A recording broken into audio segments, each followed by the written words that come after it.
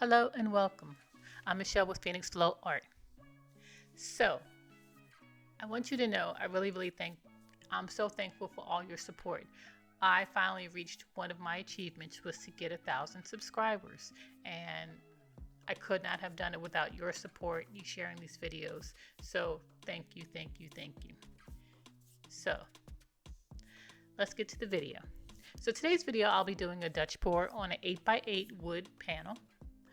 And I really liked it, the first one I did, so I decided just to do a second one and see if I can put them together. So you'll see me do both pieces of this 8x8 wood panel. So the first color I'm using is a Van Dyke brown, followed by, I think it's called Precious Iridescent Gold. Then I'll lay down a copper.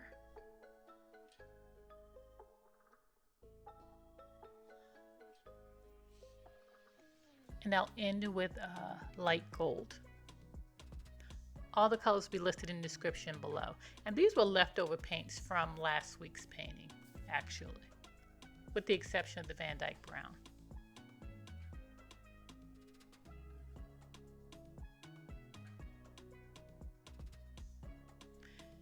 So I'm adding white paint around the colors. Then I'll blow that white paint over the colors, and then I'll blow it out in my design.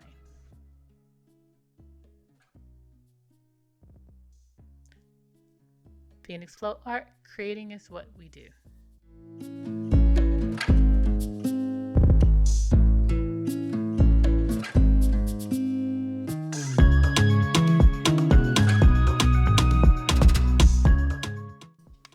I think one ingredient that makes a Dutch pour good is balance.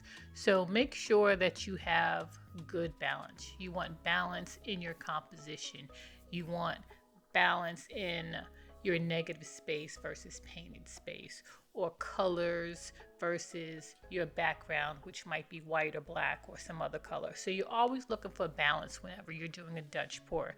So if you're lacking something, add it or remove it if necessary. So if you don't have enough colors in your Dutch pour and there's too much white space, add colors.